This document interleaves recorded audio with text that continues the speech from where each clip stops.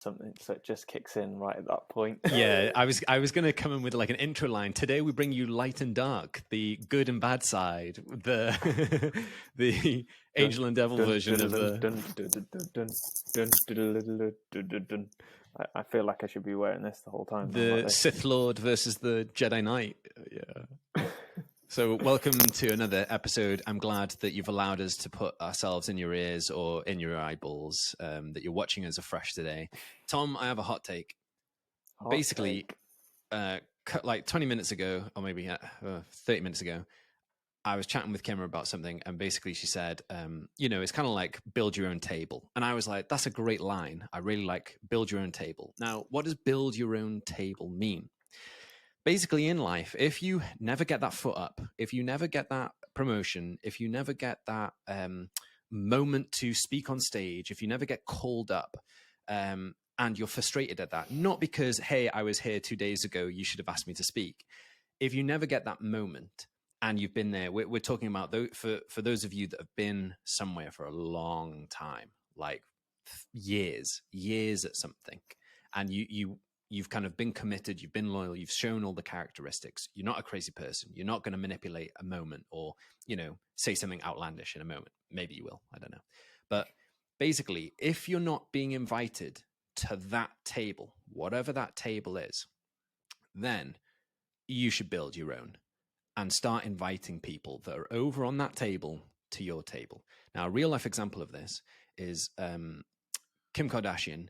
She basically never used to get invited on to do like runways or like modeling shoots, or I think it was runways in particular. She'd never get invited, but all these other famous models would get invited. So what she decided to do is create her own business called Skims, which is basically like tightly fitted kind of like clothing, or I think it's all the way to underwear to clothing, or shapewear, I think it's called. And basically invited those famous models that were basically at that other table to come and model for her. So I'm like, that's great. Now, the discussion is, at what point should you build your own table because you've basically not been invited anywhere out of a true, like, justified reason versus, oh, it's just because you're not getting your own way.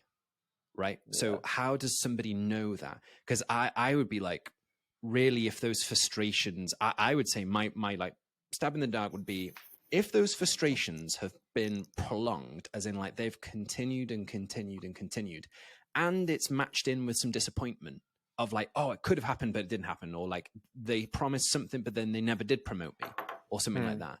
Then I think building your own table is justified. And also, you can build your own table without even the need of somebody of like inviting you to your table to begin with, right? You might never have been asked anyway. And at some point you might want to build your own table, AKA I have decided to build my own business, AKA my own table. And I thought the table analogy is great because as hammers, the hammers that we are, we should go and find like build our own table and not be opening a door for somebody else or be that doorstop for somebody else or be used in that circumstance. So it's like, actually, how do you know that you need to build your own table in this instance right now? And you know that it's not selfish because of X. And what is X? Like, how do you determine that being pushed to build your own table in this season or for this next season, how can you tell that that's not a selfish thing to do?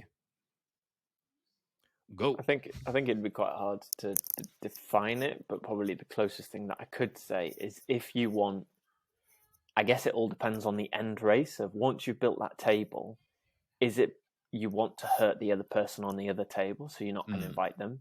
Is it you want them to say, oh, it's amazing, I thought you were going to do it anyway, or some made up BS? Or is it from a point of rage and fury for an individual rather than the joy of creating a table for an audience or a community or to advance technology?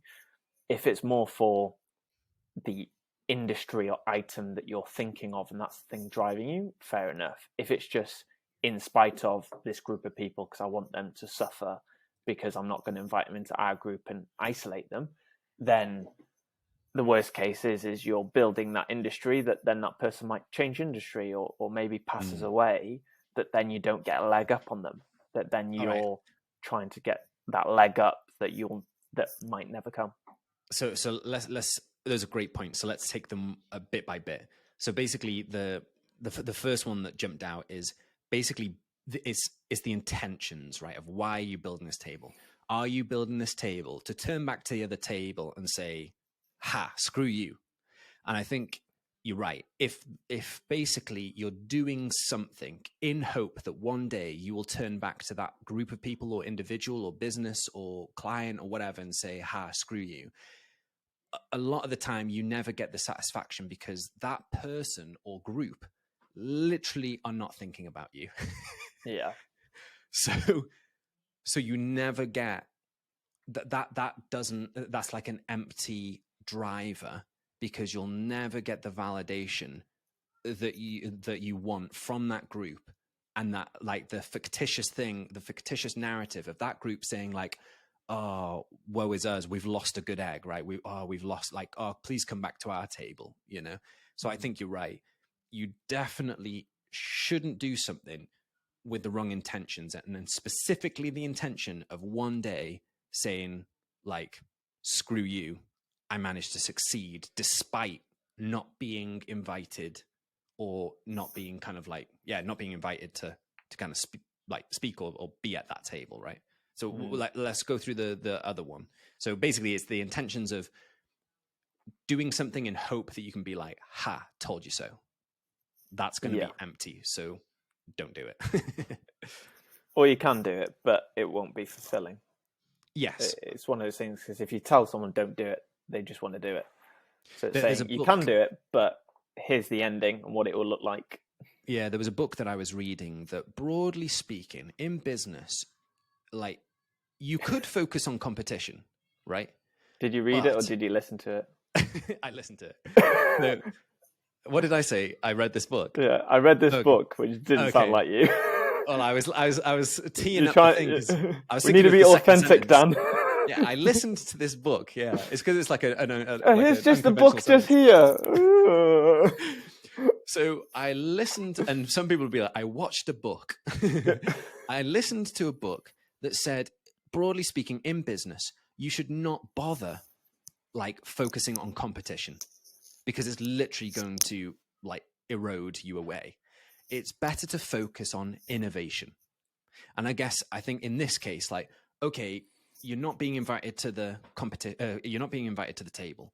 Don't focus necessarily on creating a table as a competition, because that is just not like the intentions, and the root of that is not going to be as fruitful as if you were just to focus on innovating with what you have over here on this table that you're putting together, you know? And I think that's, again, a healthier like remit. So don't go and try to compete. Go to innovate. And that's like a good way to go and build your own table, right? Innovation. I guess, being the devil's advocate, wouldn't innovation erode your brain because you feel like you're not creating another brand that's competing with someone else? It's like creating a car that's already there. It depends if you think of innovation as something that's already been completed. Like, innovation is endless. History has shown us that innovation is endless, in the sense of they probably did think about driving cars, but maybe didn't know how that would work, or, you know, airplanes back when there were no airplanes, or, you know, any sort of like the internet, they thought that was going to disappear. You know, any sort of like innovation, that there's just ample room for innovation. And I think in some ways that you'll always have it doesn't necessarily need to be innovation in creating something new. It could be just a different grouping together of existing ideas, and you're ordering it as like, rather than them doing it 1, 2, 3, you're actually doing 3, 2, 1, and that's an innovation, right? Or reordering something can be an innovation, because like a burger, literally a burger predominantly is the same ingredients, but why do we have so many different burger chains? Yes, sometimes different ingredients, but really it's innovating in the way that they cook the meat, or innovating in the way that they do the bread, or innovating the way that they do the salad. But broadly speaking, it's the same, like raw materials of sorts. Well, maybe not, but yeah, broadly speaking, Hopefully not the same too materials. raw. You know what? Going back to the this is a side thing, but when they said that IKEA meatballs were horse meat, I literally called it, as in before they said, all the scandal of like, hey, you've been eating horse meat. I was like, I bet IKEA meatballs are horse meat. And then later down the line, you found out that IKEA meatballs are horse meat. And the only reason why I'm bringing up IKEA is because I was at IKEA just 20 minutes ago. So that's all. And please sponsor us. So yeah, let's go through the other one. So basically, one, if you're not getting your break, build your own table. But when you're building your own table, focus on innovation. And innovation doesn't need to be creating something from scratch. It could be just a different order to the same things. And also, don't build your own table out of spite, out of, I'll show you, because that's just you'll get to that moment where you're AKA bigger than them or better than them or more accolades, and it will literally be empty. So it won't work. Like I was watching this time on Netflix. There's a recent documentary about Jonah Hill, the guy that was in like flipped Moneyball. it and said, I was reading Netflix. Yeah, I was reading the Netflix about Jonah Hill. I think it's Jonah Hill. Is it Jonah Hill? The guy from Moneyball and thing. Well, his first name's definitely Jonah. He basically is interviewing. We'll hear it in the comments. Yeah, we'll hear this for years. Like you got that wrong 7 years ago. He basically was interviewing his therapist, and I literally can't remember the point I was going to make. Oh, what was I talking about? It's because we had too many side cuts. Oh, cut that. What was I talking about? Too many right turnings that were just too many right turns. I've crashed the car. The steering wheel's fallen off. This is why I don't want to edit any of this out, to tell you that it's literally fine to be publicly seen doing and publicly seen failing. Yeah, innovation. I can't remember. Oh, that was it. Yes. Basically, he thought he was bullied when he was younger because he was overweight. He thought, when I basically become famous, which he then did, he's like, when he's famous, like, I'll get all these awards, right? And that'll show them, like, I'll get all these awards and that'll be the satisfaction for myself to be like, like I made it. Basically, as soon as he got all those awards, he was getting more hate, more public hate. And also he realized himself that actually didn't satisfy. And really it's about the kind of the relationship that he had with his kind of like past self. He just needed to kind of like hug that person. So yeah. I think, again, making sure that you don't do it in spite of something. But I definitely think that there's times to build your own table. So like, what are the times that you should build your table or shouldn't build your own table, or the intentions of building your own table? I think just if you've got the passion for it, if you've got the enthusiasm, because even if you start it off, maybe you just create the legs and someone else creates sort of the main bit, to be fair, that you start off the legacy, or equally a competitor might kick in. Because if your focus is on the product and innovation and moving forward as a industry rather than the practical elements of, you'd love to make loads of money off it or become famous or whatever, then the product / industry wins overall. But obviously if your focus is on finances and money, it can be quite tough, because then obviously, do you do NDAs? Do you not bring people in because you're too scared, but actually you need people because you don't know how to get it from an idea to building a prototype or whatever. And then it becomes quite muddy quite quickly. And then you just get stuck to, what's the point of doing anything if you're just going to get stuck in the ideas phase and it's not actually going to get produced to even see if it makes money. But yeah. I think, as you're saying, like, I was thinking about my journey of making my own table. So I'll be super vulnerable and just explain situations in my life where I think I've built my own table. So one, building my own company. And I think the reason why I did that is because basically I always wanted to own my own table. It was just a thing that was ingrained. It wasn't out of spite. It wasn't because I had this like complex around I'm better than everybody else. It was just, I've always wanted my own thing just to see what that's like. Now, interestingly, people probably know that I've called it Ryland, and Ryland Consulting is the limited name. I remember when I had my coaching, basically he was like, you might want to like reconsider it being called Ryland, because when you have employees, they might not be able to like join into the vision of what this is because it's named after you, and that might be arrogant, right? Completely valid. But I feel like the reason why I call it Ryland is actually because if I fail, it's my name, right? So I'm actually putting my name on the line to this commitment of there's actually an advert, like we so believe we think it's so good that we put our name on it. I'm not sure who that is, right? But like that is like a historic thing of like, if this fails, this will fail with the word, or not if, like it won't fail, but like failure happens, it would be associated with the word Ryland, right? So I'm willing to risk that being a possibility. Whereas, I mean, if you took like Top Man, you have no idea who, there's no Mr. Top Man, you know, it probably is, but like, you don't know who Top Man is. You don't know who like any of those companies are. So I feel like to some extent, I've named it myself because I feel like I'll be more committed to it almost. And it's kind of like, I know I'm going to work late hours because I work late hours for these other people.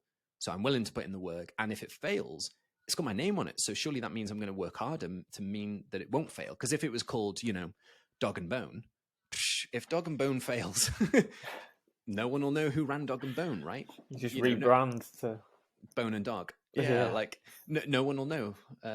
So I think for me, I think that was literally like, it was in me. It was not malicious. And it just, all I needed was the confidence for someone to say, you can actually build your own table kind of thing. And I'm like, oh, cool. Because that aligned. I've wanted to, but I'm not sure if I can. And then I think the second thing is about like public speaking stuff. I feel like, and I guess this is like two contexts. Professionally, people want you to come and public speak because they think you're good. And I don't think I've ever been at that level. One, I don't have enough public stuff out there for people to see that. But you hope that someone will invite you to an event to speak or something, right? Because that's the quote unquote done thing. Or, you know, someone will know that you've been loyal to a particular group. Let's say church, right? You've been going to church for years and you hope that, again, I love public speaking in the sense of I like communicating to help people. And that to me fits quite nicely with being a pastor of sorts. And it happens to be like the public aspect of that. Although I know you can be a private pastor, right? In one-to-ones. Yeah. So again, I think I felt like, oh, I've not been given my break. And I definitely know that is, you're drummed into this idea of like, if you're not progressing, then you're stagnating, especially with something like a religious kind of like hierarchy or like a organization hierarchy of some sorts. So I think building my own table to some extent has been, I've paid for my own table, right? So one example of that is this Ryland Consulting Prize. One, I truly, truly want to give back. And I truly believe that doing business is a tool to enable greater impact in things like education. And I believe education is like, if you can suss that thing out, then the rest of the stuff figures itself out, right? As like my particular focus or my passion. So in some ways, doing this prize with Nottingham Trent were like, oh, now you can come and speak. Now we'll give you that table because I've kind of orchestrated it to happen. Now, I think I'm okay with that because broadly speaking, I want to do good. But really, you can pay for your own table. And some psychologist would probably be like, there's some deep-rooted like need of approval there, which there probably is, because I definitely know, like I've chatted before and like shared before, that I'm somebody that needs lots of encouragement, you know, and I do value other people's opinions, even though I'd love it if I didn't care, but that's just not the case. And I think that's the same jump again to leading a community of people. Annoyingly, I've seen like speaking in front of 30, 40 people as something that I should be like wanting to seek after or like go for. One, because I think I'm kind of like okay at it, and I want to do it to help people. And if nobody says, "Hey, come and speak at my event," well, what do? You start a podcast. So again, I've made a table, which is a podcast, which is a platform to share these ideas which again is in the hope of helping people. But I recognize nobody else was giving me a platform to like, hey, come and speak over here because we think you've got some good ideas. Like, come and share those ideas here. So I'm like, I think the podcast one, again, it's satisfying me because I feel like these associated with talents, as in I feel like I have a talent of some sorts and I need to duplicate that talent or use the talent. And if it's not being used, I feel like it's like personally irritating. So in doing a podcast, that's kind of me using the talent. And again, someone might be like I think I'm kind of okay with it because I'm really enjoying doing this. Like, I think this project, as it were, of doing a podcast has been the most kind of enjoyable thing from a sense of like, there's always new material. I want to record more than I have, or like, I want to record something tomorrow. I want to record in like 2 hours time or whatever. You know, there's like this real drive. And of course, those drives can be like X Factor drives, as in, whatever. See you in 3 months' time. Will you still be as passionate? I completely get that. But I think for some reason there is a different energy in the sustainability of this because it's like enjoyable and fun. So it doesn't feel like work. This is just me and you talking, and it happens to be that 10,000 people are listening in. You know, is that feel?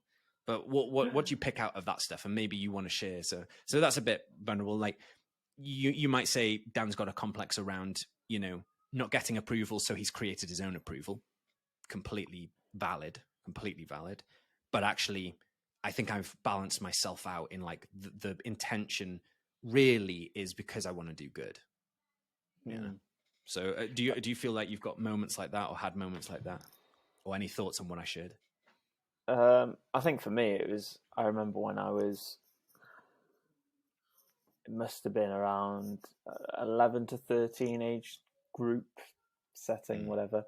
And I remember playing a lot of football, a lot of hockey, and I'd love to play for my country. And I was like, it'll be easier to do it for hockey than football because I know how difficult it is. Even though I didn't realize how difficult it would be for hockey either. But as a kid, you do a pipeline dream and you keep towards it. And I think it is that. I think a lot of people tend to be competitive versus someone else. I think I was always competitive against myself, of thinking if I think I could do that,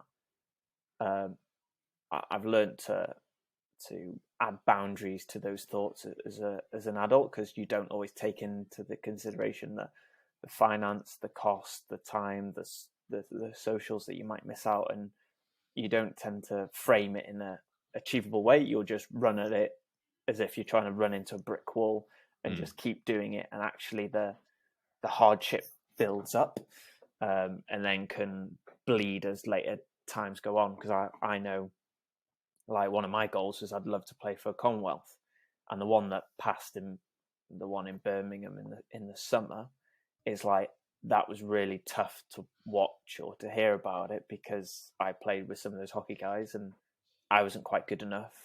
I don't know if it's a situation.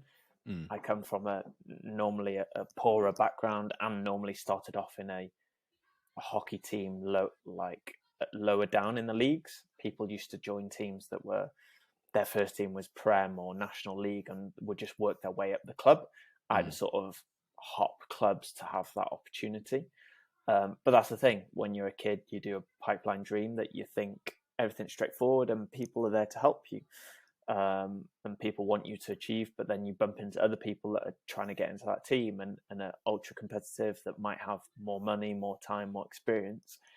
So then it does become quite tough when you don't always take into consideration your mental, emotional health or how it's impacting your life. Because I remember the amount of times I used to do a lot of Wales training in the summer. So I wouldn't really have a summer. I would pretty much save to spend most of my money on trains to get down there, to have super cheap accommodation, or try and get to know someone to stay over, and literally travel on the Friday night, maybe even Saturday morning, train Saturday, Sunday, and then travel all the way back. And actually it made me miss out on a lot of parties, social events, just relaxing with friends, because obviously everyone's in a chilled headspace during the summer of if it's uni times or if it's school or whatever. And it does feel like there's a strange, when I look back at it, sometimes there's a tinge of, well, hockey sort of half stole that element. Because really, I went down there to train, and because everyone knew each other, because I was trying to get into an already molded team, a lot of times, straight after training, I would walk into Cardiff on my own, have food on my own, go back to the hotel, watch TV on my own, wake up the next day, train with everyone, do the same thing, and then get the train on my own. And it's there going, it's really interesting going, even though I was pushing for a dream and I really wanted to do it, actually how much, now looking back at it, how much isolation it brought, and also self-dependency. That is a vehicle that is great for seasons, but then when it comes to, let's say, I got married 2 years ago, trying to be self-dependent doesn't work, like, because you're rowing a boat with two of you. And it's fascinating how I would naturally lean towards taking control of the boat on my own. And even if it's going alone or dragging someone with me and knowing, well, this is the route and this is how I do it. I think that's my coping mechanism of I don't know, slightly disassociating and powering through, because that is my dream and that's what I want to do, rather than reevaluating, looking at what's your finance looking, what is this looking like, why do you actually want to do it. Back then it was just a pipeline dream. It wasn't necessarily for anyone, it was probably just for myself. But now when I took a break from hockey, and it's quite nice, but it's like, actually I've learned I'd really love to build businesses to buy people's debt, because I love the thought of helping people. And I knew that hockey wasn't doing that, because I didn't feel like I got to know anyone in those sort of Wales squads well enough to encourage or help. If anything, it felt very isolating, that it's just affected probably the way that I connect to people moving forward, that I'm learning as I'm more self-reflective, getting older. Yeah, and I think I appreciate you sharing all that stuff.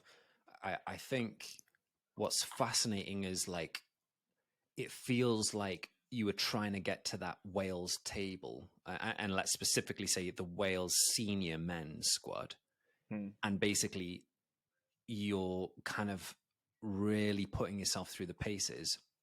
And obviously you got to the mixed squad and you captained the mixed squad, which is awesome. And that table doesn't feel as good, because really you were aiming for this other table, right? You were really aiming for the the senior men's squad, and just, getting kind of like the next table down just doesn't feel as satisfying. And actually it's super fascinating, because again, I've been saying about, I wasn't invited to the table, so I built my own table. But what happens if you never actually got to the moment of building your own table, because you're still trying to get to the first table? That can be so, like, crushing and, like, so like sapping of energy, emotional energy and physical energy, in trying to attempt to do that. And I guess in some ways, obviously, wisdom of being older is super helpful. But what would have been the advice to the younger version of you? Like, was it the right table to aim for? Because again, I think there's nothing wrong in doing it and it not working out. It's whether or not, again, when it doesn't work out in the way that you want it to work out, what's the downfall? Like, how hard, therefore, will you be on yourself to be like, oh, I'm really bad, or like how negative and inward would you be if you don't get to that thing, I think that's the thing for sport. For me, it was a coping mechanism from school. Being dyslexic, I struggled in school. I was only probably good at maths and sports in primary school. Before secondary school, you get like woodwork or art or more things like that you explore a bit more. In primary school, I don't really remember that. I just remember the sports or doing maths. And that's the thing. It's a coping mechanism that then, if you feel like you're rubbish at school and great at sports, you're like, why don't I double down on this? Because when you win, it feels good. So you double down on that win. And then the more that you win, the more that you feel like you've got more bringing to the table. But that's the thing. Your worth then is associated to medals rather than to connection or something on a greater level. But obviously, as a child, you don't always understand that. or get that. But then as you get older and you're not winning trophies week in, week out, because naturally as kids you tend to get loads of stars, trophies, like even just being in school for the whole year and not being ill or whatever, you get all these participation trophies or winning trophies or running up trophies.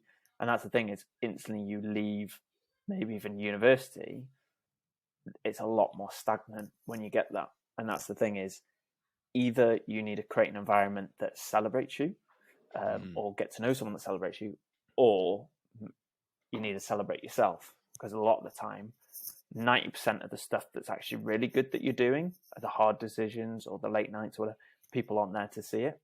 And it's trying to encourage yourself to keep going, or tap yourself on the back that you've achieved, I don't know, completing some task or some project that you've innovated that might change the way that people view a certain technology or whatever. Yeah, I think celebrating effort over outcome is super, super difficult. But sometimes it's a better balance, because actually, if you're focused on the outcome, the effort required feels harder because you're waiting for that outcome, like dopamine kind of like pump of like good feeling of the outcome. And I also think, like, going back to the distinction of like the intentions of like, like I told you so or whatever from an external party, but actually what you might be doing as well is doing it for yourself, as in like, oh, I will feel better when I've done this, but actually it's not as fulfilling as I thought. You know, I'll feel better when I get that gold medal, or feel better when I get that award or that promotion or whatever. Like, that's all I need to feel better. And actually that kind of misses the mark.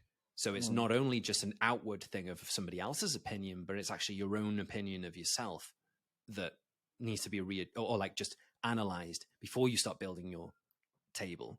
Because again, when you start building your own table, it's freaking tough. Like it's hard. It's lonely. And a lot of the time you can't necessarily discuss the same contextual pressures, because other people have got their own pressures.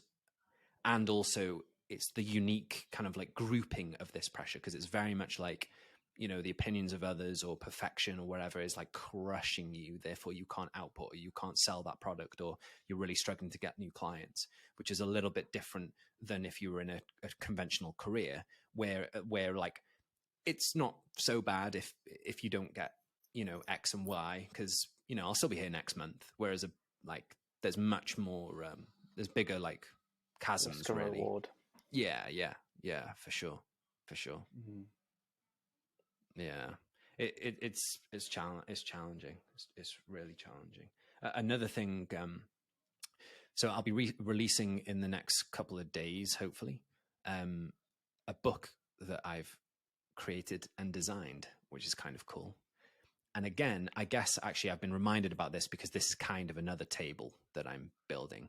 And I'm not sure if it's a table as such, but if it's like, in building another table, or building your own table, you basically become less dependent on asking somebody else to build a table for you.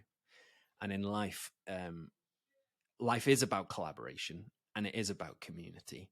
But there are some moments where you want to go fast, therefore you have to go alone, which is different to the kind of like, if you want to go, slow, you go together. What's the thing? Far. Yeah, that's the one. If you want to go slow, go together. Go fast, go solo. Yeah, if you want to go far, go together. If you want to go fast, go alone. Now, for me, I've always had a bit of a problem with that, because I feel like it's not as clean cut. It's not as black and white with that, because actually there's this idea of pioneers. And sometimes you want someone to go fast and a particular distance to then switch over to the group, because the group is now convinced, yes, we will go over there because you've like pioneered some way. So I basically come up with three characters, and I'm writing it as like a Welsh book and an English book. And what I've done is, you'll see it hopefully when I release it. I'll link it up.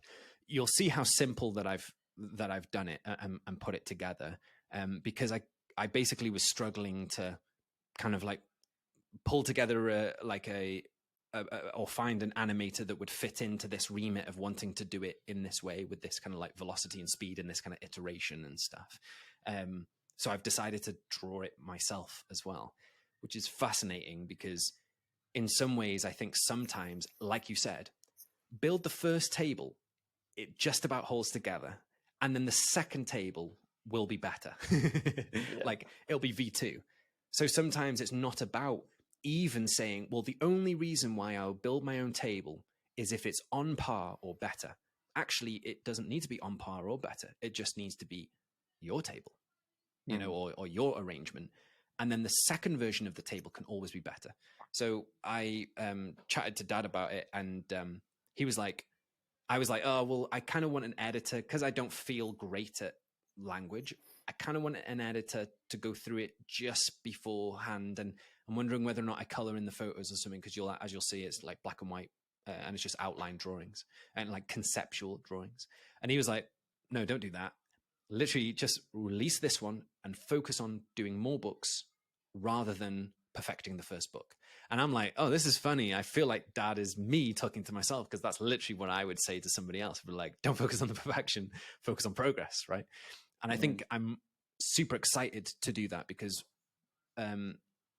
you build a table, you realize actually this table isn't that great. You want to build a second table. Now, the first table for me was service-based business. It's great, but it's a little bit wonky. It doesn't quite fit in this room. You know, I've actually had a better idea for a different table, and that different table is product. This table now is the better table because actually you can sit more people around the table, as it were. And then I'm like, actually, this table doesn't work either. I want a third table because we don't have a table in the lounge. So this third table is intellectual property. This table is the one table I'm doing, which is basically these Pokemon-esque characters. I always do this a lot, don't I? This swinging on Pokemon-esque characters that I want to build into life lessons, into books. Again, it's about trying to leak out this kind of like knowledge and stories and kind of encouragement, and produce books and stuff for kids to read, so then they can get that encouragement.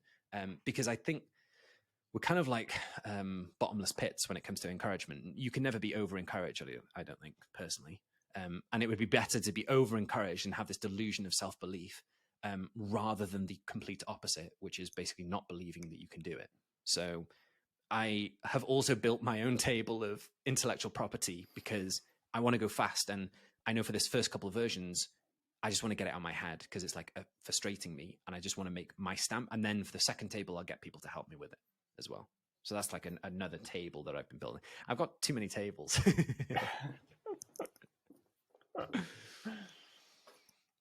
I think that's a good way of ending, to be fair. Well, I was wondering whether or not you wanted to speak Welsh as well, because dwi'n meddwl not yet. Dylen ni rhoi chydig bach iddyn nhw. What I've realized is so both Tom keep and I, this for the next pod. I'll just tease this in. No. Tom and I are watching. Pause. See you later.